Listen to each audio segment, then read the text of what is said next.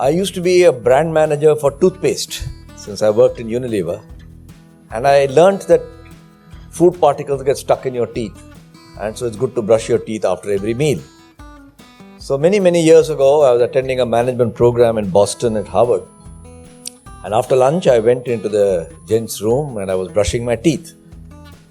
And my American classmate came and he says, "Wow, your mom would surely be proud of you to see you brush your teeth at 2 o'clock in the afternoon in Boston." So a little apologetically I said, "Listen, I am working in a toothpaste company." He said, "Boy, thank God you didn't join a condom company." I'm using the story, it's a true story, to illustrate that we become victims of our own frames of reference. Victims or slaves or whatever you want to call it. And at the stage of my life and career, where I am, I've sat back and pulled myself away from chemistry and asked myself the question, how can smart people stop doing silly things? Now the word silly is an unfortunate one. I'm keeping to it because that's the subject that is appearing on the program. Because a silly thing in this context is an act of human folly. It's happening around us all the time. You and I are smart people and we are doing silly things right now. We've just stopped doing it because we are at the seminar, but once we are back in our office, we'll start doing it again. The cheap energy forms that are available, hydrocarbons in the world, have run a course. The importance of personal mobility has run a course. And now they are posing existential threats for us. Computers are seen as a gift to mankind today, but the amount of e-waste we generate is so incredible, and it's back to chemistry again, because the recycling of all these periodic tables, that elements that were shown to you, is again going to capture. Can you imagine 50 years ago if somebody said the chemical industry is the villain of the piece? There would have been shock. Nobody would believe it. If 50 years from now people said the computer and the IT industry is the villain of the piece, what would happen? So, I call these acts of folly when you see something happening which is negative and somehow you're not able to do anything about it and you add to it. You have to define what is folly. Since all of us are prone to it, you must have a clear definition. And 3 conditions must be met for something to qualify as silly. If an idiot gets hold of the ruling place, the White House or the Rashtrapati Bhavan, don't get me wrong, I'm not sort of imputing one or the other. But if a mad guy gets it, that's not called folly. The guy is mad, a madman has got hold of it. So there are 3 conditions. And you apply this to the subject we have without my referring to chemistry and you'll find it. At the time of its occurrence, of the event, the possibility of such an event occurring has already gone through the mind of several people. This bridge could fall. This kind of bad hygiene could have an epidemic. The thought has passed people's minds. That's condition number 1. Just like we know that chemistry can turn out to be bad for us if we don't do something. Second, some of the people have thought of a solution, but there have been multiple solutions emanating from more than one mind. So it is not that people have merely thought of the possibility, they thought of solutions as well, as the green chemistry group is trying to do. And the third condition that must be met for it to qualify as a folly is that the decision to do nothing about it or to follow a particular path must have been taken by a group of people. It is not one madman. So when a group of people get together and take the decision to do nothing about it or do a particular route, then you get an act of folly. So 3 conditions must be met. And I've given you examples from both our lovely city and all around the world of many acts of folly that are happening everywhere. And the question that you have to address is this act of folly that's happening, it is not because it's unthinkable that it will happen. It's because it's unpalatable. You don't want to think about it because the consequences are terrible. Can there be nuclear war? It's an unpalatable thought. It's not an unthinkable one. So I'll give you two examples from our own history. By 1857, we know that the British were more or less ruling India through a corporate entity. And the British were very confused. Indeed, they were irritated by the large number of Indians they were coming into contact with. Different castes, communities, religions. It was incredibly complicated for them. When they set up the British Indian Army, they said, we'll simplify all this, we'll put them all together. And we should not encourage people to think of their race or their caste. And that was fine. It did a good job. But when it came to introducing a new form of weaponry, which had to use animal fat to grease, they were warned that if you put mutton tallow or pig fat, it will offend a particular community who are part of your soldiers. And they said, to hell with it, they better fall in line. And then we all know what happened in 1857. It's an act of folly in hindsight. They were warned, they knew the possibility, yet they went ahead and they ignored it. 100 years later, approximately, when the Indian independence movement was fairly advanced, the British were tired. They were tired because they should have got out much earlier, but they missed the bus. They did the same thing in Iraq. They should have got out much earlier, but they didn't. Nehru was tired. Jinnah was tired because the battle has been going on for a long time. And finally, everybody wanted to be done with it. Within a period of few weeks, somebody drew a line on the sand, as it were, and divided a nation with its catastrophic consequences that we are aware of now in history. So I'm using these to say that it's the unpalatable rather than the unthinkable that really constitutes what is called. Never in the history of mankind has it happened that a country has been divided based on religion. You can't think of one example. Try to divide France into Catholic France and Protestant France. Try to divide Italy. You can't. But it's happened in only one place in the world, and that's here. Is it British folly? If you want me to argue it's British folly, I can argue it is. Was it Congress folly? What is the Muslim League folly? You can write a narrative, and there are lots of people doing narratives. Career. What will it do to me? Will I lose my job? This is what I have built my career on. And if I damage this, then what will happen to my reputation? These kinds of things. And overload. It's too complicated. So let somebody else do something about it. Climate change is a very good example. It's too complicated. Even if you take a rational subject, is the Indian economy slowing down or speeding up, or is it constant? You see the number of presentations you get. They all have statistics. They all have charts. Beautiful charts, PowerPoint charts. They all look convincing. And if you want me to prove it's slowing down, I can prove it. And if you want me to show it's speeding up, I can prove that. If you want me to show that nothing is happening, there's too much alarm, I can prove that also. Look at the situation. Another very silly thing is happening right now under our nose.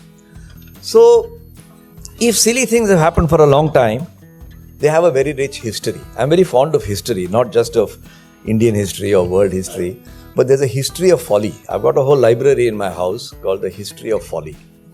Mexico, around 400 years ago, was ruled by the Aztecs. The Aztecs were a fantastic race, very prosperous and very rich. And a Spanish pirate called Hernan Cortés arrived on the coast of Mexico.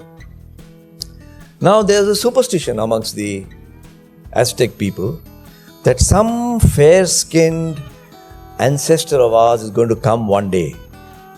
Ek din aayega, he's going to come back to us. They saw this Spanish fellow and they said, could he be the fair-skinned ancestor?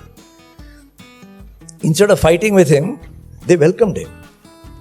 Hernan Cortés and his troop were so arrogant that when they landed on a boat, they burnt the boat, saying, Jana nahi wapas, you're going to get this place.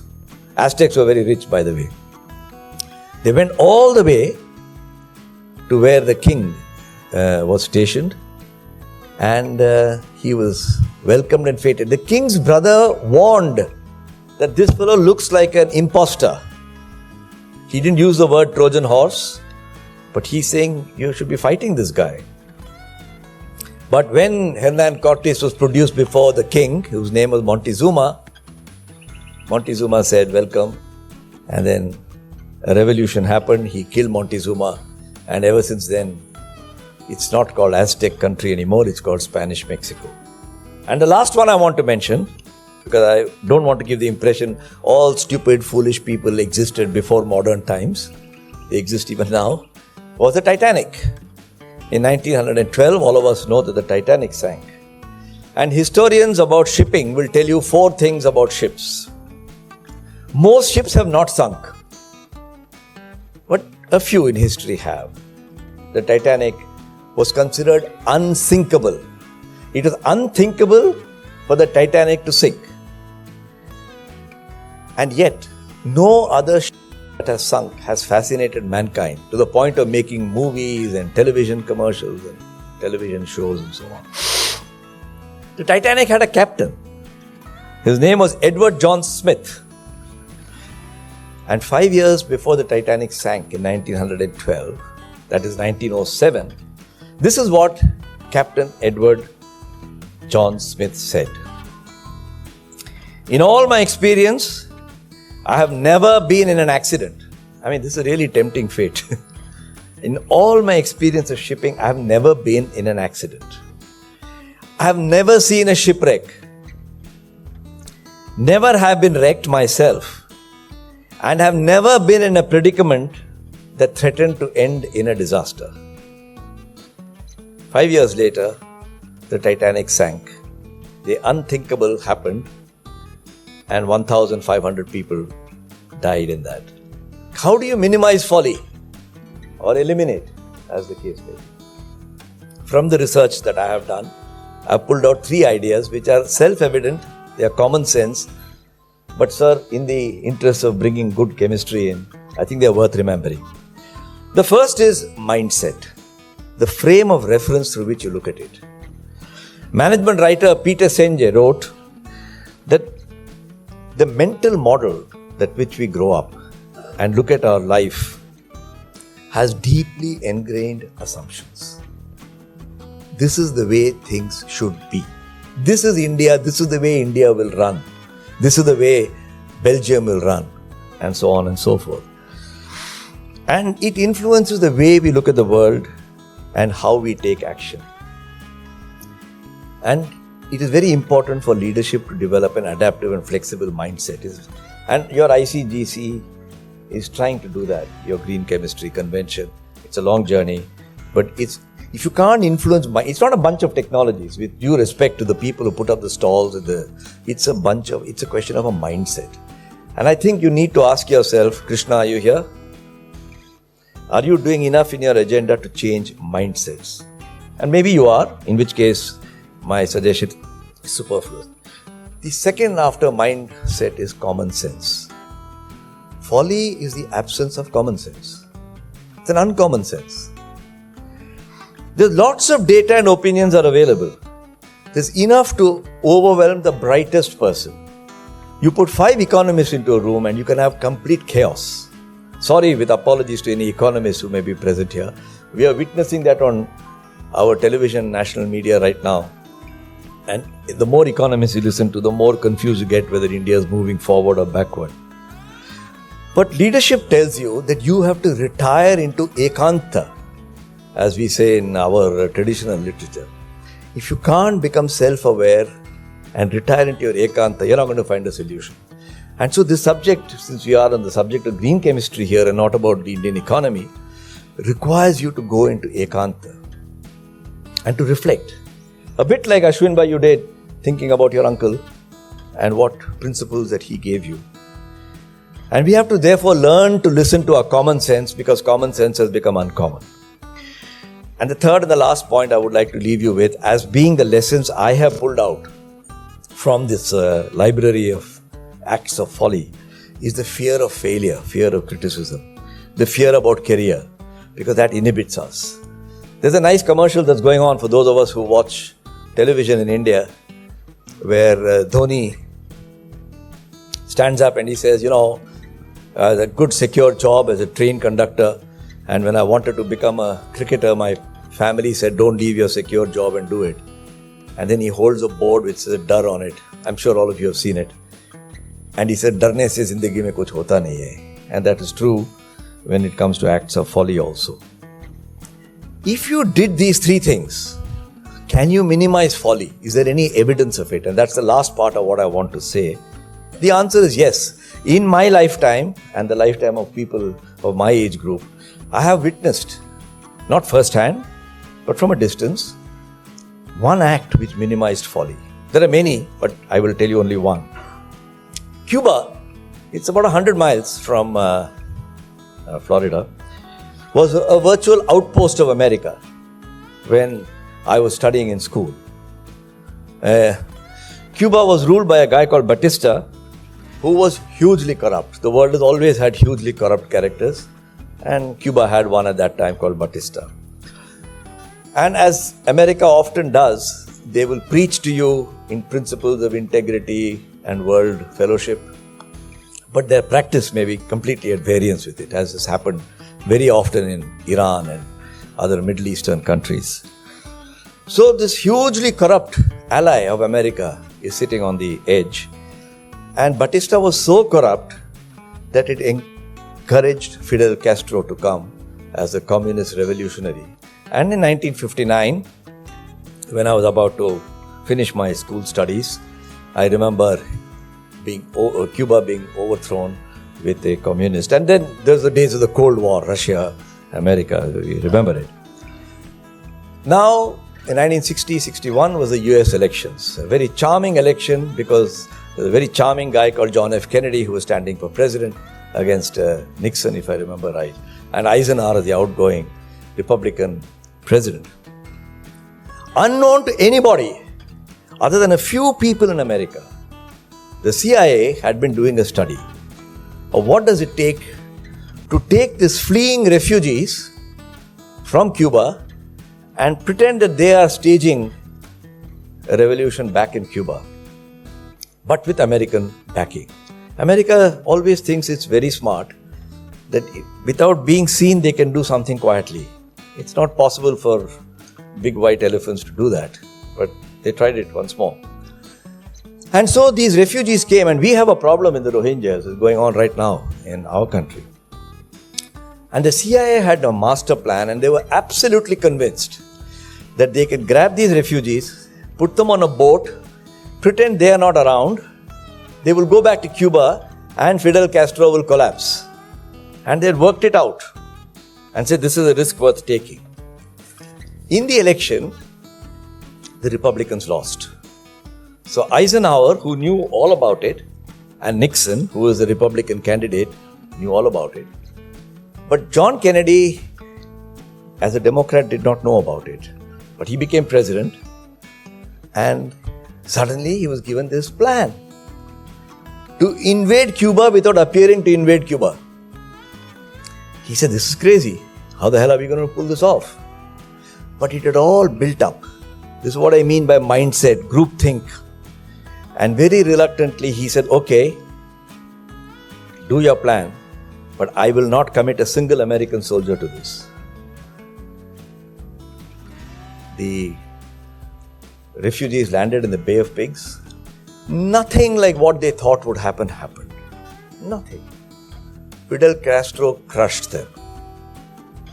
It is called the Bay of Pigs. And then they went to the president and they said, now we must commit American troops. Remember, this happened many years later in the Middle East as well. Kennedy, in an act of great, in my view, wisdom, said, I'm not going to act foolish for the second time. He said, no American troop will be committed. And the Bay of Pigs goes down in history as minimizing what could have been, even before Vietnam, one of the greatest disasters. Vietnam happened subsequently, the Middle East happened, that's different. So I think the case for green chemistry and what this industry faces is self-evident without my talking about it. I want to apologize if I have come at it very, very tangentially. But I thought everybody else is going to talk about chemistry, show you double bonds and single bonds. I will show you the true bondage, the human mind. Thank you very much.